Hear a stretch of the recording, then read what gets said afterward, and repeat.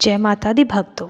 अगर आप वैष्णो देवी यात्रा जाने का प्लान कर रहे हैं या फिर आप वैष्णो देवी जा रहे हैं तो ये वीडियो मैंने आपके लिए बनाई है, जिससे आपकी यात्रा बहुत सरल हो सकती है। तो देखिए, आपके मन में बहुत सारे सवाल होंगे, जैसे कि कैसे जाएं, कहाँ रुकें, कैसे यात्रा की पर्ची कटवाएं। अगर बच्चे साथ में हैं तो उन्हें हम ऊपर तक यात्रा पर कैसे लेके जाएं, बड़े बूढ़े साथ में हैं तो हम उनको कैसे मैनेज करें। तो ये सब आपको मैं अपने अनुभव से बहुत सरल तरीके में बताऊंगी। बस आपसे एक आग्रह है कि आप मेरी वीडियो को लाइक कर दें और चैनल को सब्सक्राइब कर दीजिएगा और कमेंट में जय माता दी ज़रूर लिख दिएगा। तो देखिए, अगर आप वैष्णो देवी जाने का प्लान कर रहे हैं तो आपको सबसे पहला जो काम करना है वो है टिकट। जी हाँ, सबसे पहले आप टिकट करा लें। तो टिकट आपको कटरा के लिए करानी है अपने शहर से। यदि आपको कटरा के लिए नहीं मिलती तो आपको जम्मू के लिए करानी होती है, लेकिन कोशिश करिएगा कि आप अपनी टिकट कटरा तक के लिए ही कराएं, क्योंकि कटरा ज़्यादा आसान पड़ता है। वहाँ से आप अपनी यात्रा आराम से तय कर सकते हैं और आपका टाइम भी बचेगा और आपके पैसे भी, और आप थकेंगे भी नहीं। लेकिन यदि आप जम्मू से अपनी टिकट करते हैं तो आपको जम्मू से लेके कटरा फिर बस में जाना पड़ेगा, जिससे आप बहुत ज़्यादा थक भी जाएंगे और आपका टाइम बर्बाद होगा। तो प्लीज़ ये कोशिश करिएगा। अब जो दूसरी चीज़ आपको करनी है वो है यात्रा पर्ची। तो यात्रा पर्ची करवाने के दो तरीके हैं। एक तो आप यात्रा का रजिस्ट्रेशन ऑनलाइन करवा सकते हैं, जो कि श्री माता वैष्णो देवी की वेबसाइट से मिल जाती है, या दूसरा तरीका ये है कि आप यात्रा के दौरान वहीं पे जब यात्रा शुरू होती है तो वहाँ पर पर्ची कटती है, आप वहाँ पर भी अपनी पर्ची कटवा सकते हैं। लेकिन ध्यान रहे कि वहाँ पर बहुत ज़्यादा भीड़ होती है, तो आपको वहाँ पर लाइन में लगना पड़ेगा। तो चलिए अब बात करते हैं कि हम वहाँ पे ठहरे कहाँ पर। तो देखिए, वहाँ ठहरने के लिए बहुत सारी धर्मशालाएं हैं जो आपको ऑनलाइन भी मिल जाएंगी श्री माता वैष्णो देवी श्राइन बोर्ड पर।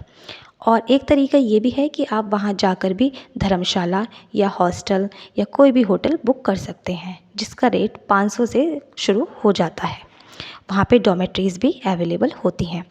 लेकिन मैं आपको यही कहूँगी कि आप जो भी ट्रेन करवा रहे हैं वो इस तरीके से कराएं कि वो कटरा सुबह तक पहुँच जाए।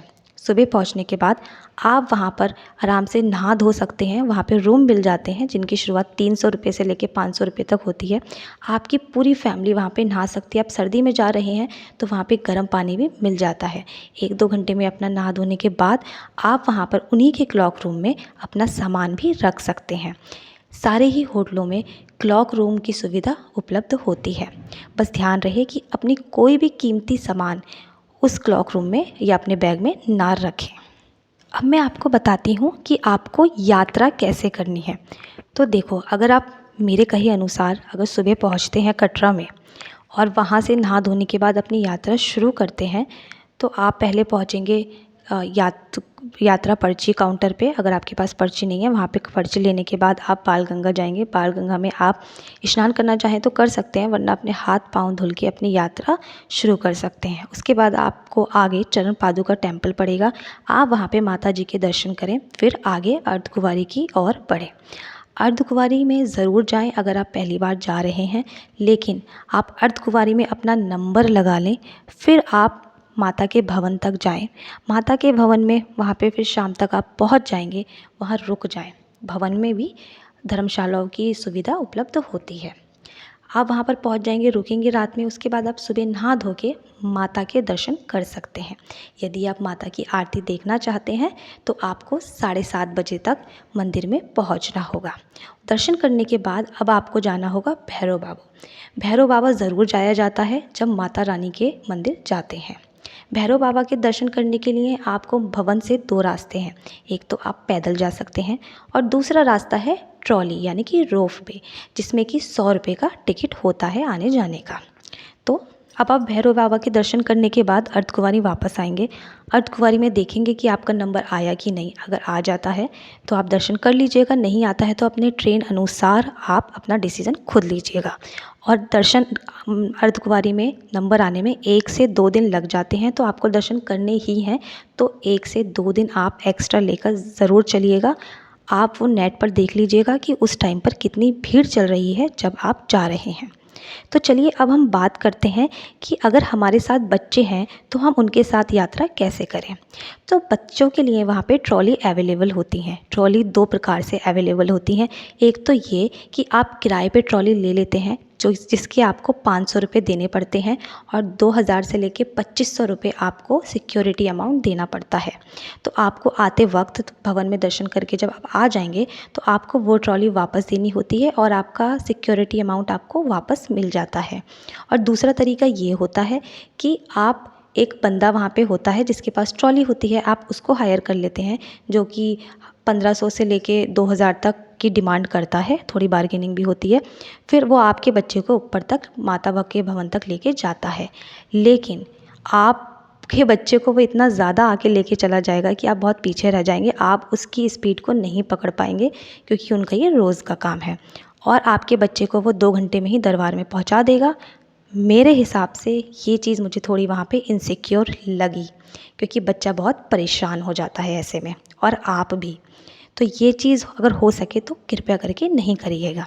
अब दूसरी चीज़, अगर आपके साथ बड़े बूढ़े हैं तो क्या करना है। देखिए, अगर आपके साथ बड़े बूढ़े जो हैं उनकी उम्र कुछ ज़्यादा ही है तो उन्हें घोड़े पे ना बैठाएं। उनके लिए पालकी की सुविधा उपलब्ध होती है और हेलीकॉप्टर की सुविधा भी उपलब्ध होती है।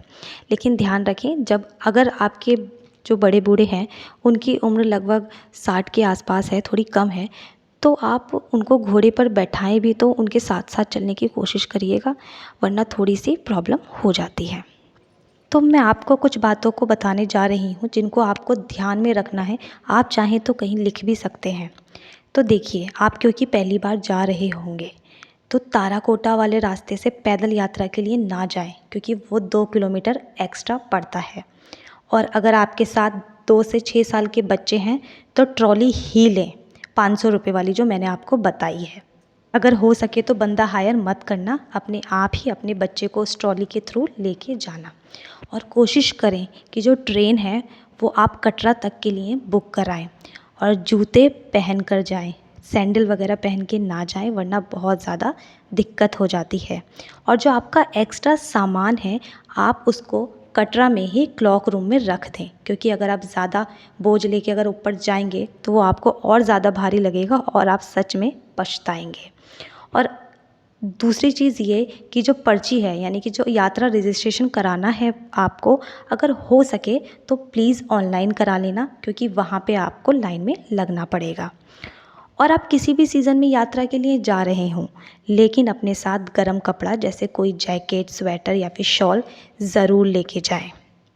अप्रैल मई में क्यों नहीं जा रहे हो, तब भी आपको लेके जाना ही है। यदि आप अर्धकुंवारी के माता के दर्शन करना चाहते हैं, ऑब्वियसली अगर आप पहली बार यात्रा के लिए जा रहे हैं तो आपको करने चाहिए, तो आपको 1 से 2 दिन एक्स्ट्रा लेके जाना पड़ेगा। अर्धकुंवारी से लेके माता के भवन के लिए वैन की सुविधा भी उपलब्ध होती है। तो यदि आप वैन से जाना चाहते हैं तो आपको 3 महीने पहले ही श्री माता वैष्णो देवी श्राइन बोर्ड की वेबसाइट से वो वैन बुक करनी पड़ती है। यदि आपने यात्रा पर्ची कटवाई है, ऑनलाइन नहीं करवाई, यात्रा पर्ची कटवाई है, तो उस पर्ची को आप संभाल के रखिएगा क्योंकि अर्धकुंवारी माता के दर्शन के लिए जो पर्ची मिलती है वो ये मेन यात्रा की पर्ची दिखाकर ही मिलती है। अर्धकुंवारी से लेकर श्री माता वैष्णो देवी के भवन तक वैन की सुविधा भी उपलब्ध होती है, लेकिन उसका टिकट आपको 3 महीने पहले ही श्री माता वैष्णो देवी श्राइन बोर्ड की वेबसाइट से कराना पड़ता है। तो ये सारी जानकारी थी मेरी तरफ से श्री माता वैष्णो देवी की यात्रा को बहुत सरल बनाने के लिए, जो मैंने अपने अनुभव, अपने परिवार के अनुभव से आपसे साझा की। यदि आपको मेरी जानकारी पसंद आई हो, आपको लगता है कि इससे आपकी यात्रा थोड़ी सी भी सरल हो सकती है, तो कृपया करके मेरे चैनल को सब्सक्राइब कर दीजिएगा और मेरी वीडियो को लाइक कर दीजिएगा और कमेंट में जय माता दी तो